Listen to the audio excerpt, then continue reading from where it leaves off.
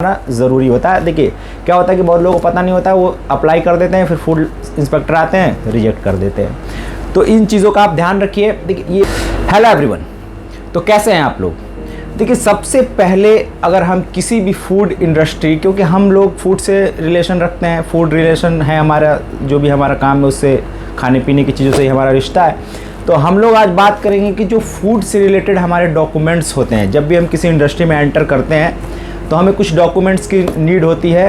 तो आज हम उसी डॉक्यूमेंट्स के ऊपर बात करने वाले, क्योंकि कई लोगों का कमेंट्स मैं देखता हूं और कंटिन्यू देखता हूं कि भाई लाइसेंस, फूड लाइसेंस और भी अदर किन किन चीज़ों की हमें ज़रूरत पड़ती है जब हम कोई काम स्टार्ट करते हैं। देखिए बहुत सारा मैं नेट पे ढूंढ रहा था, अपने सीए से भी बात किया मैंने, उन्होंने भी बताया मुझे, लेकिन क्योंकि बड़ा कॉम्प्लिकेशन है, क्योंकि हमारे देश में इतने सारे प्रोडक्ट हैं, उन सब के लिए ही फूड लाइसेंस की ज़रूरत होती है। तो हम इसी टॉपिक पे आज बात करने वाले हैं। देखिए जब भी कोई एडमिशन कहीं लेता है, चाहे वो स्कूल हो चाहे वो कॉलेज हो, उसमें दाखिल होने के लिए आपको दाखिला लेना पड़ता है, जिसे रजिस्ट्रेशन बोलते हैं। तो देखिए वैसे तो बहुत सारे स्लैब है, इसमें 7 लेवल है, अलग अलग तरीके से फूड सेफ्टी कब से शुरू हुआ, 1916 से, ये सारे इतिहास मैं आपको नहीं बताऊंगा। अभी क्या चीज़ आप लेके स्टार्ट कर सकते हैं और किन किन चीज़ों को आपको नीड होती है, बिल्कुल आसान शब्दों में मैं आपको बताऊंगा, एकदम इजी लैंग्वेज में, ताकि आप समझ जाएं और जो आपकी नीड है उसे आप अपने हिसाब से सेलेक्ट कर लें ऑनलाइन जाकर किसी सीए के थ्रू। तो आइए बिना किसी देरी के स्टार्ट करते हैं। देखिए हमारे जो मैंने अपने एनालिसिस किया और जो मैंने निकाला, वो हमारे 3 कैटेगरी हैं। सबसे पहला है जो सिर्फ आपको एक रजिस्ट्रेशन सर्टिफिकेट मिल जाता है, दूसरा जो हमारा स्टेट लेवल है, और तीसरा है सेंट्रल लेवल। इन्हीं तीनों पे आज हम लोग बात करेंगे, तो बड़े ध्यान से देखिएगा और समझिएगा।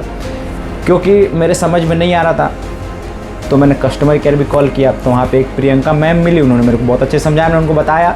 थोड़ा सा स्टार्टिंग में वो मतलब, अब आपको पता है कि बहुत सारे सवाल करो, वो कह रही है आपको क्या करना है बस वो बता दीजिए। फिर मैंने उनको बताया कि देखिए मेरा कोई अपना मोटो नहीं है, मुझे कुछ चीज़ें अपने ऑडियंस के साथ और पूरे देशवासियों के साथ शेयर करना होता है, क्या पता एक दो लोगों के काम आ जाए। फिर उन्होंने मुझे सारी जानकारी दे दी। तो आइए अब शुरू करते हैं। देखिए जो सबसे पहला होता है वो हमारा रजिस्ट्रेशन सर्टिफिकेट होता है। वो ये होता है कि जैसे आपकी अपनी शॉप है, आपका होटल है, आपका ढाबा है, अपने घर में आप किसी चीज़ को ख़रीद के, नाम नहीं देना है आपको, सिर्फ आप उस चीज़ को ख़रीदेंगे और बेचेंगे बिना किसी लेबल लगाए, बिना किसी ब्रांडिंग के, उसे बोलते हैं रजिस्ट्रेशन सर्टिफिकेट। 100 रुपीज़ में वो आपको अप्लाई हो जाता है ऑनलाइन, सिर्फ 100 रुपये उसकी फ़ीस है। तो इस तरीके के जितने भी काम है, चाहे आपने देखा होगा कि कोई खाना बनाता है, लंच शेयर करता है, और बहुत सारी चीज़ें होती हैं जो अलग अलग तरीके, कन्फेक्शनरी की दुकान होती है, मेडिकल शॉप्स होते हैं, ढाबा होते हैं, इस तरीके की जितनी भी आपकी अगर आस पड़ोस में जितना आप देखते हैं, उन सभी लोगों के पास रजिस्ट्रेशन सर्टिफिकेट होता है, FSSAI। ठीक है, पहला हो गया हमारा ये।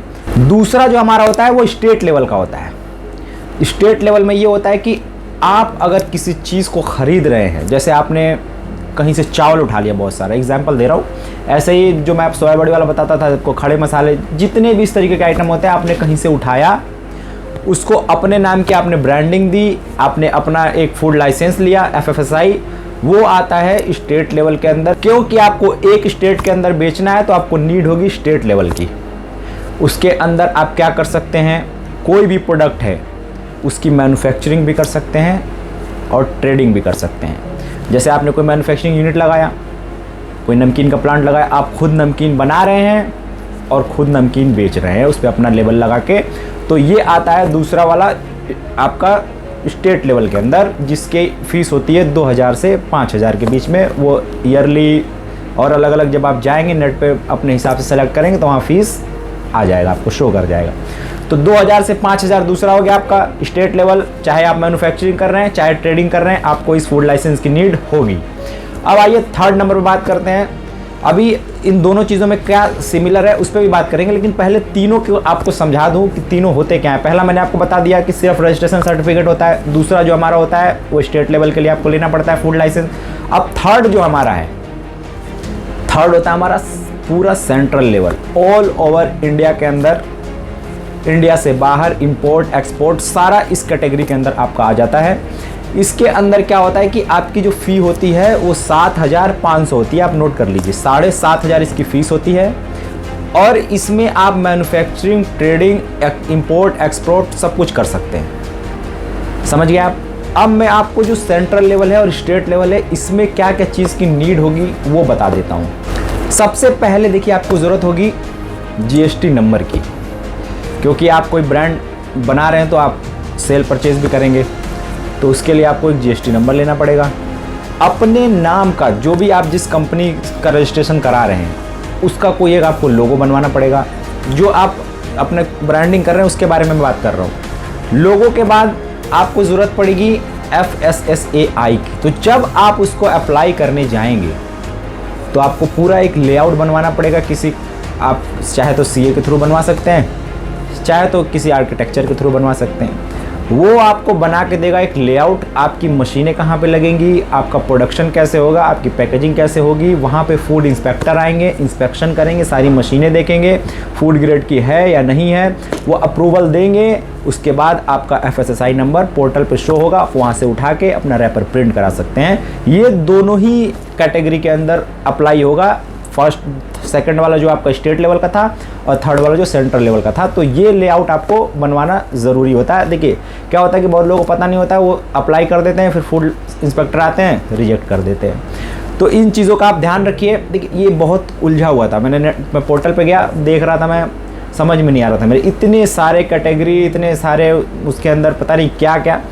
तो फिर मैंने कस्टमर केयर बात किया कि मैं आप लोगों को अगर वो स्लैब समझाने लग जाऊं पढ़ पढ़ के एक एक करके, तो समझेंगे नहीं, उलझ जाएंगे। तो क्योंकि जो हमारी नीड है सीधा पॉइंट पे आते हैं। फर्स्ट, सेकंड, थर्ड, 3 मैंने आपको बता दिया। पहले की फ़ीस 100 रुपये, दूसरे की फ़ीस 2000 से 5000 रुपये, तीसरे की फ़ीस 7500 रुपये। ये 3 है, यही हमारे तीनों काम का है। तो इस तरीके से आप FSSAI सारा कुछ ऑनलाइन है, जाके अप्लाई कर सकते हैं, वहाँ से फूड लाइसेंस ले सकते हैं। ये छोटा सा वीडियो मैंने आप लोगों को समझाने की कोशिश की है कि फूड जो आपको मार्केट में देना होता है, उसके सेफ्टी के कुछ क्राइटेरिया होते हैं, उसको फॉलो करना होता है, उसके ऊपर आपको क्या क्या चीज़ों का ध्यान रखना होता है, वो सब ये बहुत पहले 1916 के बाद 1954 में उसका अप्रूवल आया। पूरा एक हिस्ट्री है, मैंने सारा पढ़ा है, लेकिन वो बताने का कोई फ़ायदा नहीं कि वो हमारे काम का नहीं है। जो हमारे काम की चीज़ है, क्योंकि हमें IAS का एग्ज़ाम देने नहीं जाना है कि हमें पूरा ये अच्छे से एनालिसिस करना है। जो काम की चीज़ है सिर्फ वो जानिए। तो ये था आज का छोटा सा वीडियो। मिलेंगे फिर ऐसे किसी वीडियो में, तब तक के लिए अल्लाह हाफिज़।